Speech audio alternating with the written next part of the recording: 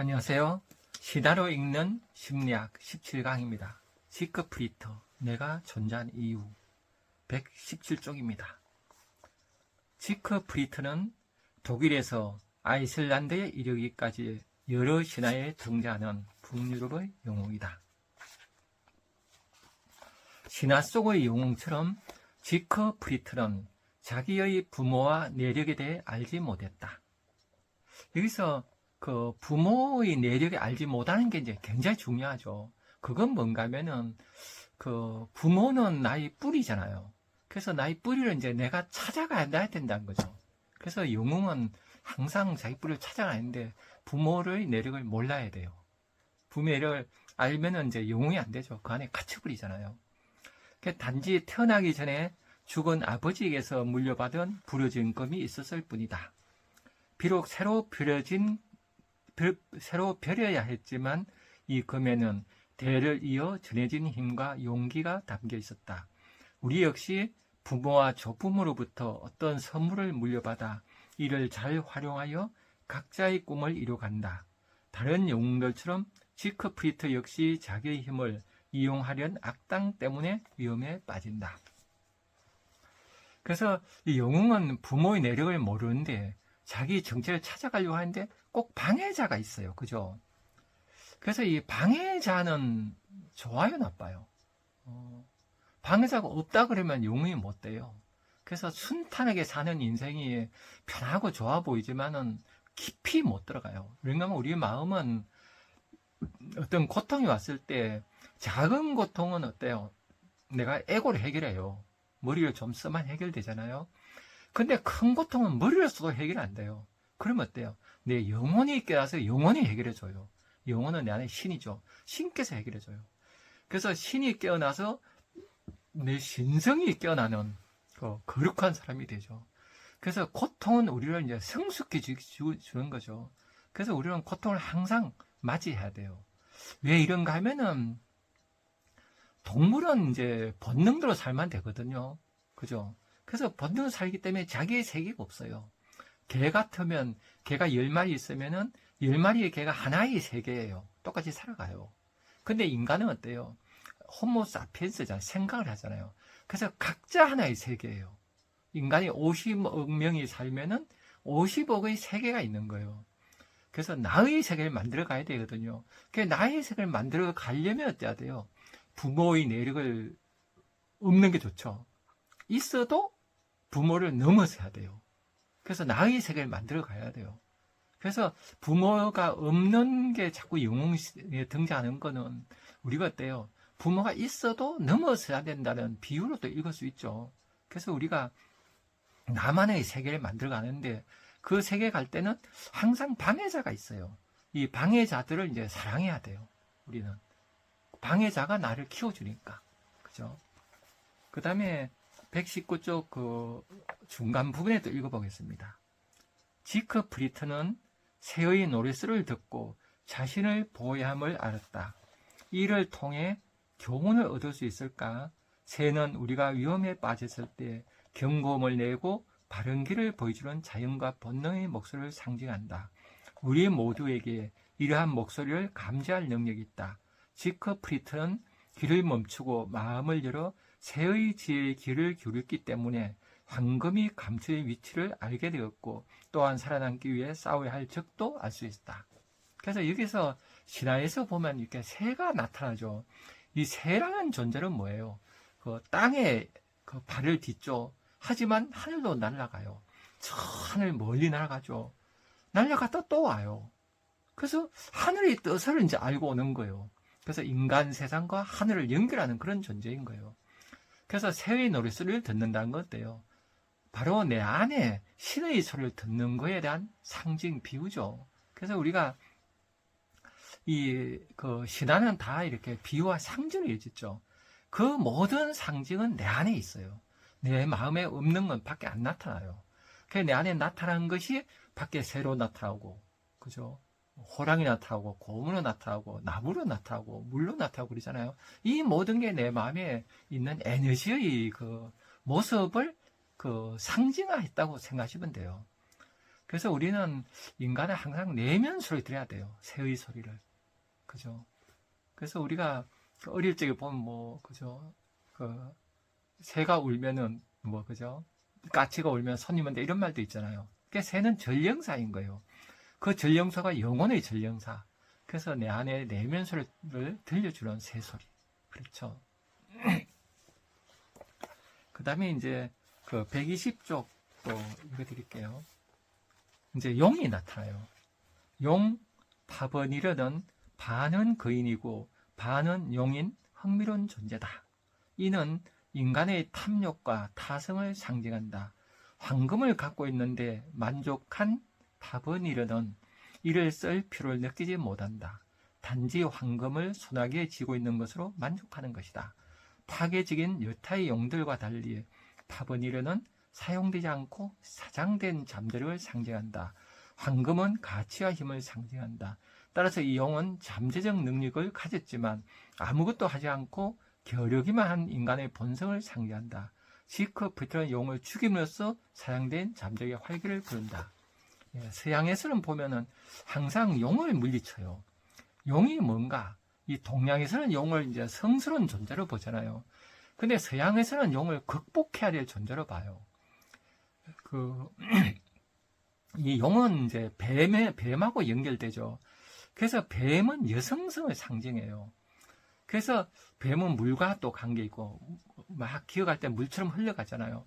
물과 관계 있는, 물과 여성, 이렇게 이제 같이 연결되잖아요. 그래서 용을 물리친다는 건 내 안에 여성성을 물리치는 거예요. 이게 되게 가부장적인 시각이죠. 그래서 서양 문화 자체가 가부장 문화니까 남자답게 되려면, 남자다우면 이성적 존재죠. 이성적 존재가 되려면 내 안에 여성적인 감수성, 감성, 이런 걸 억눌려야 되는 거예요. 이겨내야 돼요. 그래서 용이 그 역할을 해요. 그러니까 용이란 건 남성답게 되려면, 그죠? 씩씩한 남성이 되는데 방해되는 나의 인성을 다 극복해내는 그런 비유로 될 수 있죠. 용은 그런 존재예요. 그러니까 용을 이겼다는 것은 어때요? 여성성, 이제 지금은 남녀 평등이지만 오랫동안 남녀 불평등이잖아요.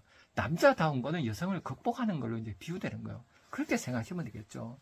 그래서 이 뱀은 또 기독교에서도 또 나쁘게 보잖아요. 그죠?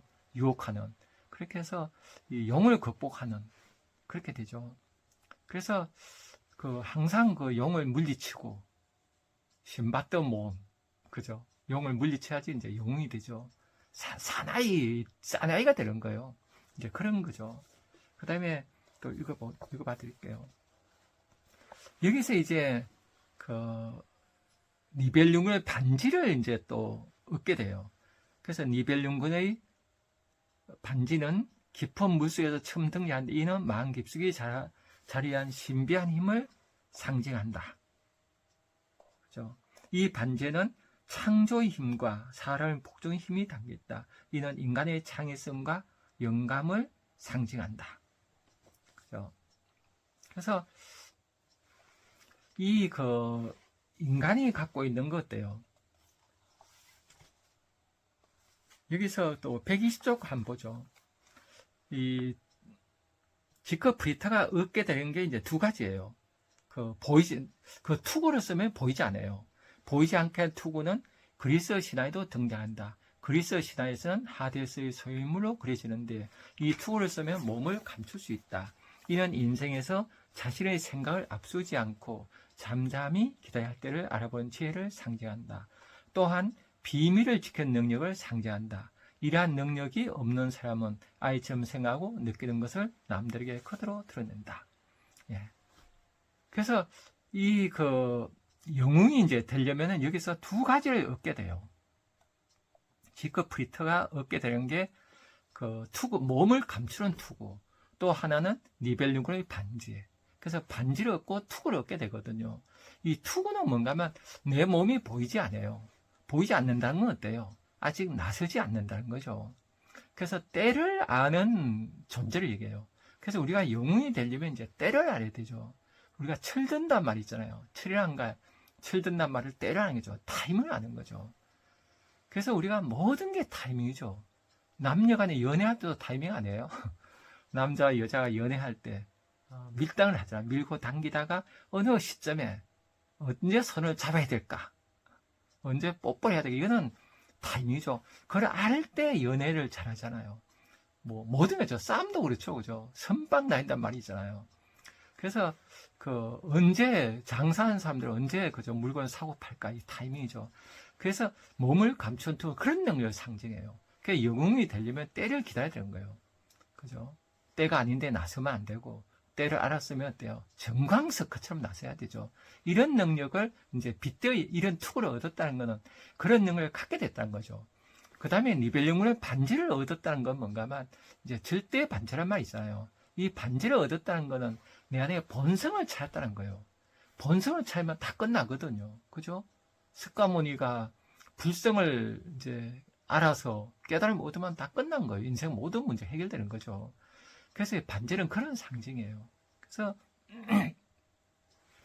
그래서 이 반지를 얻으면 다 상징이 되는데 이게 이제 종교적인 신으로도 절대신, 유일신으로 상징되죠. 그 신만 믿으면 다 해결되는 거예요. 근데 이게 이제 내 안에 신이 사는 걸 깨달아서 신을 알게 되는 사람하고 깨닫지 못하고 맹신하는 사람은 다르죠. 맹신하는 사람은 절대신이 유일신. 그래서 유일신 안 믿는 사람은 그냥 막 두지 않으려고 하잖아요. 이런 사람들은 어때요? 이 절대 반지 얻는 거와 똑같죠. 절대 반지만 얻으면 모든 힘으로 사람들 억압하는 절대적인 힘. 이런 게 상징이 될 수 있어요. 그래서 우리가 노자 도덕경을 잘 볼 수 있죠. 노자는 이 세상에 움직이는 도라고 보잖아요. 그러면 도는 눈에 안 보여요. 안 보이지만 이 사람 움직이는 힘이죠. 그러면 지도자도 어떻게 해야 돼요? 도처럼 하라는 거예요. 보이지 않게. 그죠? 나는 아무것도 하지 않고, 이게 무의이무불이죠. 그래서 중국의 그 자금성, 거기에 교태전에 가면 무의라고 써 있다 그래요. 무의, 하지 마라. 그러니까 왕은 하지 않는 거예요. 가만히 있어도 밑에서 알아서 하는 거예요. 이거는 가능하죠. 그죠? 좋은 아버지가 집에서 가만히 있어도 잘 돌아가잖아요. 가정이. 학교도 그렇죠. 담임쌤이 멋있는 담임이 있으면 알아서 애들이 해요. 그 중심을 탁 잡고 있는 거죠. 이런 걸 이제 돌아보는 거죠. 하지 않고도 하는 힘이 있는, 이 힘이 있어야 되는데, 내 안에 반지를 얻었다는 건 이런 힘을 상징하는 거죠. 근데 이런 힘이 아니라 밖에서 절대적 힘이 있다고 착각하는 사람도 있어요. 그죠? 그런 사람들은 되게 허약한 사람이에요.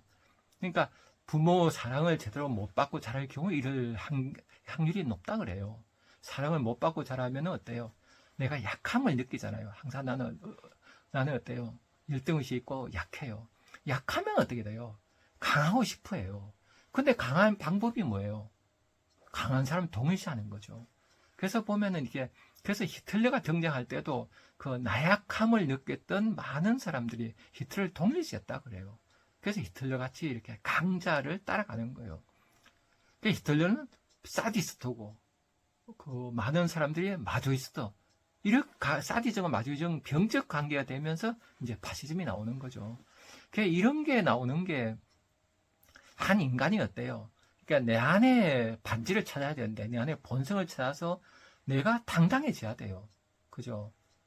내 안에 있는 신을 찾아서, 내 안에 본성을 찾아서 당당한 인간으로 살아가야 되는데, 이러지 않고 내 안에 본성을 못 찾고 밖에 뭐가 있을 거야, 절대 반지가 있을 거야 하고서 이제 찾아가게 되면은 그것이 돈이 될 수도 있고 돈, 권력, 명예가 되죠. 근데 찾아가다가 그걸 찾은 사람은 그거 횡포 부릴 수가 있고, 또 못 찾은 사람은 어때요? 못 찾으니까 그걸 찾은 사람한테 동일시해서 그 사람 밑에 가서 추종자가 될 수 있어요. 그래서 사이비 종교가 있고 그 파시즘이 있는 이유가 여기 있다 그래요. 그래서 저는 민주주의, 지금 우리 사회가 민주주의잖아요. 그러니까 민주주의가 잘 되려면 다 이제 모든 사람이 주인이 돼야 되는데, 그렇다고 해서 모든 사람이 수준 본설 반지를 다 깨운 건 아니잖아요. 영웅은 아니잖아요. 그래서 저 민주주의는 집단 지성을 믿는 거라 봐요. 많은 사람들이 다 부족하지만은, 부족한 사람들이 모여서 막 서로 토론하면 어때요? 토론하고 나면은 그래서 좋은 의견이 나와요. 본색이 깨어나거든요. 막 같이 얘기하면 그 본색이 깨어나서 좋은 의견이 만들어져요. 그 의견을 만들고 그거를 법으로 만들고 그걸 지켜나갈 때 좋은 세상이 되죠. 이게 민주주의의 힘이에요.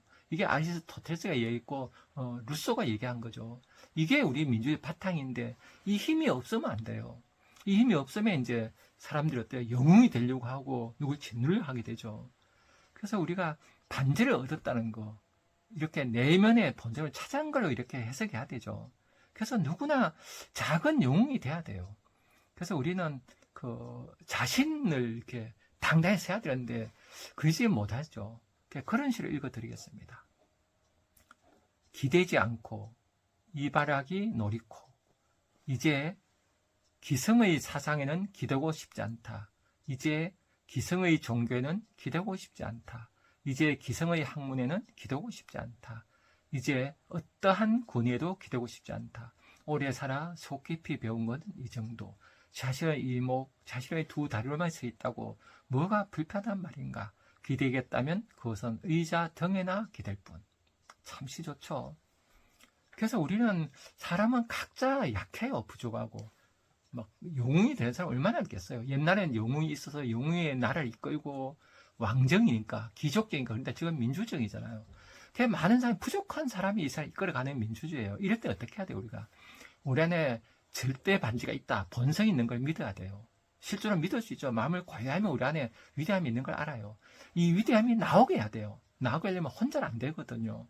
그래서 공부 모임을 꾸리고 소모임을 꾸리고 시민단체, 그러니까 모임에 나가서 계속 토론하면서 그 좋은 의견을 만들어내고 그 좋은 의견을 가지고 규범을 만들고 함께 이렇게 그 질서를 만들어가는, 이 속에서 인간이 이제 성장하거든요. 이게 민주주의예요. 그죠? 이렇게 안 되면 이제 누군가가 우리를 이끌어 주길 바라요. 자유로부터 도피가 되죠. 자유 자체를 이제 거부하게 돼요. 그래서 저는 우리 한국 사회가 지금 굉장히 기로에 선 느낌이 들어요. 민주주의를 이렇게 발전시켜야 되는데 그러지 못하고 나약하게 누구에 복종하는, 의존하게 되는, 이게 무섭거든요. 그래서 우리 모두 우리 안에 반지가 있으면 알고 그 착각자 영웅이 돼야 되죠. 그럼 위대한 영웅은 못 되지만은 각자 힘을 모아서 좋은 의견을 만들고 집단 지성을 만드는 거죠. 이렇게 가서 좋은 삶도 살고 좋은 세상 되는 그런 세상이 되길 바랍니다. 예, 또 다음 시간에 뵙겠습니다. 감사합니다.